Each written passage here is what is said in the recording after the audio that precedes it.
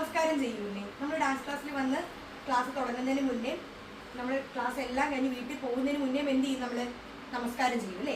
ഈ നമസ്കാരം എങ്ങനെ നമ്മൾ ചെയ്യാറ്? നമ്മൾ കാലൊക്കെ തട്ടി കൈ ഇതിങ്ങനെ വെച്ച് ഇല്ലേ, ഇങ്ങനെയല്ലേ നമ്മൾ ചെയ്യാറ്.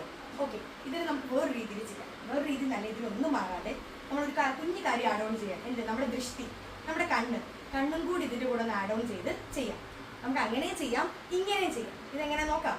ഇത് നമ്മൾ കൈ കറക്റ്റ് പിടിച്ചിട്ട് 1 2 തട്ടി കൈ കറക്റ്റ് പിടിച്ച് നമ്മൾ ഇതിലേക്ക് നോക്കി നമ്മൾ മുഴുവണ്ടി ഇരുന്ന് എന്ത് ചെയ്യണം? ഇനി തൊട്ട് തൊഴണം.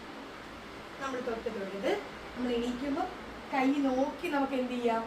കുമ്പിടാം. നമുക്ക് ഇങ്ങനെയും ചെയ്യാം. ഇതിന് വേറൊരു ഭംഗിയില്ല നമ്മൾ ചെയ്യുന്നതിന്.